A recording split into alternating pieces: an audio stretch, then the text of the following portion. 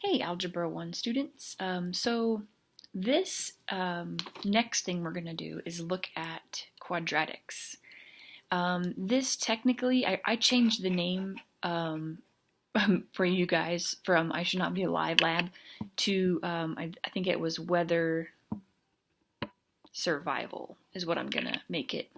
So if you go to your labs, it should be Weather Survival Lab, and then it's going to be Module 1, Step 3. Okay? So, so here we have these graphs. They're parabolas, they're curves. Okay? And we have to basically know how to find a few things on these graphs. So the first thing that they want you to do is find the axis of symmetry. So that's basically like looking at where's the halfway point. Okay? And the halfway point, even though you can't quite see this, that should be completely, if you kind of fill that in a little bit, if you fill that in all the way, it's where the highest point is, basically. It's the line down the middle where the highest point is. And they showed you the highest point was right here. They have that little dot on there. So what's the axis of symmetry? You're going to say, it looks like this is at 16 for x. That's where that is, 16. So x equals 16 is what you have to write, because that's the axis of symmetry. And what does it mean in terms of the graph? Well, we have the temperature, okay? And we have the time in days in April. These are April temperatures. So apparently the highest temperature occurred on the 16th day of the month, I guess. So highest temperature, I'll just say highest temp on 16th day. Okay, so that's going to be it's only going to get like lower on the other side, basically, and it's increasing as you go on the left side. So what's the relative max or min? Well, first of all, we have a max, so just circle max, okay? And again, it's at 16. And then the value here, I guess if we're counting here, it looks like maybe this is counting by twos. So 52, 54, 56, 58, 60. Yeah, they're counting by twos. So along here, like I said, this is representing 56 then. So this is 16 for the x value. So if we were to write this, or to squeeze it over here, 1656, and again it means on the 16th day the temperature was 56. So that's kind of what you want to squeeze in over here. On 16th day temp, you can say 56 degrees. You can do that. Describe the end behavior. Usually what this means is if you look at the ends like of the graph over here and over here, where is it, like where is the graph going? So if you look, I guess, on the left side of the graph, as x approaches 0, I should say, the y value seems to be decreasing. So as x approaches, as x goes to, as x goes to 0, the y value, you can say, because it can't go past that, but if we wanted to just say it stopped here, then the y value is approaching, it looks like 1 point, let's see, no, that's not right, 50, so this is 48, 46, I think that's where that is. Looks like it's at 46, maybe a little bit lower, but let's go with 46. So y is approaching 46 as x goes to 0, and if you're looking over here, as x goes out to infinity, I guess, in this direction, if we say x goes to infinity, but it really can't. Like I said, this isn't accurate because if this represents days, this is the 31st day in April, 32nd, 33rd day. That doesn't really make any sense because we know that there aren't that many days in April, but that's okay.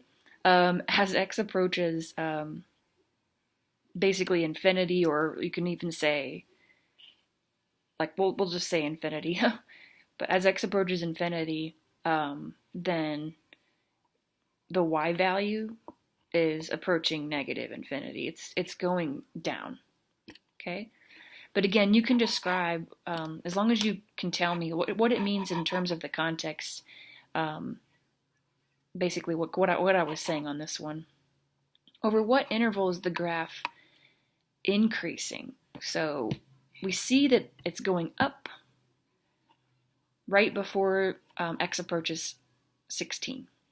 So for this answer, when we can write it over on the side here, for over what interval is it increasing, you can say x less than or equal to 16.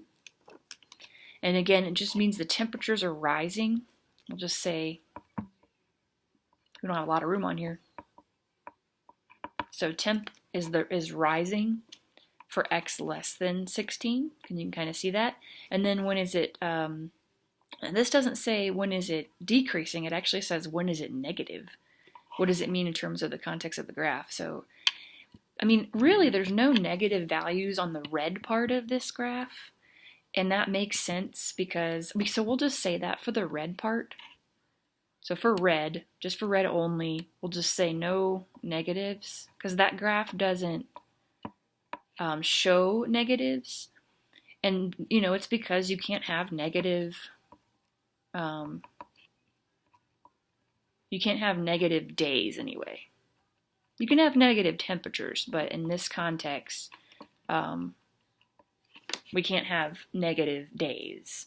So that's really why this never, like for this particular month, it never went below 0 on here for the month of April. So that's why we don't end up having negative temperatures either. What's the intercept or intercepts? So it looks like, again, for day 0, again, it looked like it went through like 46. So that's the x-intercept. So x-intercept is that, and it means basically on day 0, in the very beginning of the month, so the beginning of April, it was 46 degrees. And then for the y, really there's, I guess if you look at, oh, well that's the y-intercept. Sorry, silly me. Y-intercept. So for the y-intercept, you're saying 0, 46, because remember that's on the y-axis. The x-intercept's over here. And so for the x-intercept, okay, you can kind of see it on the graph. It looks like it ends up being 33, not 0, 33, what was it? Well, it doesn't tell us. So this is actually a question mark. 33 question mark. And the reason being is they have this little squiggly thing here. So you would think it's going 50, 50, or 48, 46. But since they have this little squiggly thingy, that tells you there's a break in the count. So we really don't know what this is. It's going to be less than 46, so we really don't know. So, and again, we can't have, this doesn't even make sense because you can't have 33 days in a month. So we'll just say that. Can't have 33 days in a month, in April, basically. Okay? So that's what you do for that one. All right. That was a little tricky. Huh. Problem 2. Which month has a higher temperature, June or July? How do you know? So basically just look at the max temperature for these two, compare these two, see which one has the highest temperature. So apparently this one, day 15, okay, so if you look at these two, day 15, this says the max was 100 degrees, so this one, the highest is 100 degrees, and then for this one, it looks like, if you look up here, it looks like this is right in between 80 and 100 on the graph, so that's 90 degrees. So this July ends up being the one that has the higher temperature, and how we knew, we looked at the y values. All right, now the back. Problem 3.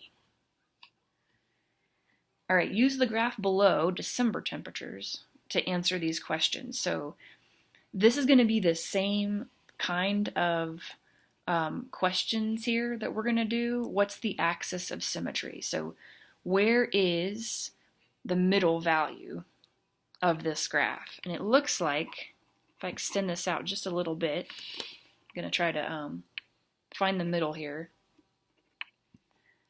So if we look right in the middle, it looks like it's right here. So hey, look at that. Again, this is a little 15. I know that's really hard to see, but on your paper you should be able to see it. So next to that is a 16. So again, x equals 16 is our axis of symmetry.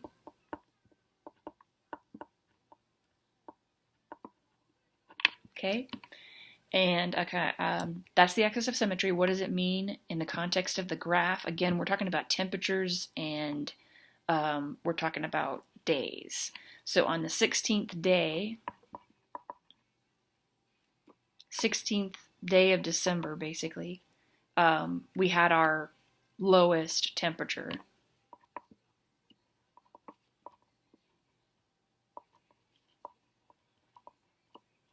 Okay. So that's that. And then it says, what's the max or min again? Okay, so on this one, sorry, move it over here.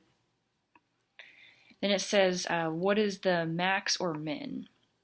We have a minimum now, so we're going to circle minimum. Okay. And what does that mean in the context of the graph? We really already said it. On the 16th of December, you have the lowest temperature. And that temperature, if you look on here, is, and we'll just say right here, that's 16 -5. So again, that means on the 16th day, it was -5 degrees Fahrenheit. Ouch. Okay. Feels a little bit like this past week, but not quite. All right, describe the end behavior. If you see on the graph, it kind of shows you that it continues to rise. So if you look at as x is, you can write this over here, I guess, just to save room. So in behavior, we can write it over here. As x goes to negative infinity, meaning as we're looking left on the graph, y is approaching positive infinity. It keeps on rising, okay? It's just growing, basically. And then over here, okay, we can also say the same thing. As x approaches, now this time infinity, because we're going to say we're going this direction to the right. As x gets bigger, y is also getting bigger. Okay. And so really, what does it mean in terms of the context? Basically, it means that, I guess before December, the temperatures were higher. And then we reached the low point on the 16th. And then apparently it goes back up toward the end of December. So probably not super accurate, but that's what that context is. Over what interval is the graph increasing? Well, it's increasing. If you look here, it's increasing from the 16th day and on. So for this one, we would say for the x values greater than or equal to 16, it's increasing. And really we already described it. From the 16th day on, it's increasing. Temperatures are rising. Over what interval is the graph negative? So you can kind of see this little section right in here on the graph. Those are negative values. So it looks like it occurs, so if you look on here for x, this is 5, 6, 7. And then over here, so this is x equals 7. And then over here, x equals 25. So for the negative values, we can say 7, it's in between 7 and 25, where the graph is negative. All right? And again, what does it mean in terms of the context here? Between the 7th and 25th days of December, the temperatures were negative. pretty much. What are the intercepts? You can see on here, this intercept up here, that's the y-intercept, looks like 12. So the y-intercept is 0, 12, okay? And the x-intercepts, there's 2 of them, and we kind of already talked about them. You see where the graph hits the x-axis at 7 and 25. So we've got 2. We've got 7, 0, and 25, 0. Okay? All right. So, and again, what does it mean in terms of the graph? Well, on the very beginning of December, it was 12 degrees. On this one, for these two, it hit 0 degrees on the 7th and the 25th days. So now you just have to try this. I'll give you guys like a way to sketch that. So sketch a graph of a function that has all of the following characteristics. It's always positive. It's decreasing over the interval -infinity to -2. So basically, like, it should be, and actually you can just sketch this. All right, so let's say from -infinity, that's way out here. This is -infinity out here, to -2. Let's say that's right in there, okay? And remember, this is your y, this is your x. So it's saying it's decreasing. So as you come in from the left, you should show it decreasing. But we shouldn't go below the 0 point, because remember, it said it's always positive. So it's coming down somewhere in here. It's still decreasing. And then let's say it kind of rounds out right here. It has an absolute minimum at this point. So you're claiming then that this point is, and then this is, again, not that accurate, but you're claiming that this point right here is the minimum point, and that this would be a value of 6. And then it increases from -2 to infinity, so it kind of looks like this. So this is infinity over here in this direction. So you're just saying that it's coming down. As you go this way, it's coming down. It hits this minimum at -2, 6, and then it goes back up. So that has all those right there. This one, last one. All right, so here's x and y. Here we go again. Axis of symmetry is at x equals 5. So 5 is somewhere over here. So we're just going to put x equals 5. It's a straight up and down line. And then, so I wanted to put that in there. It's negative over the intervals -infinity to 0 and 10 to infinity. So apparently over here, okay, it's going to be negative, like, kind of like over here and over here. All right, and then what else does it say? It's positive from 0 to 10. So up here it'll be positive. It's increasing over the interval -infinity to 5. So we're going to be negative and we're going to be increasing. Okay? So it might look something like this. It would go through 0, 0 because it said it was, it's negative from -infinity to 0.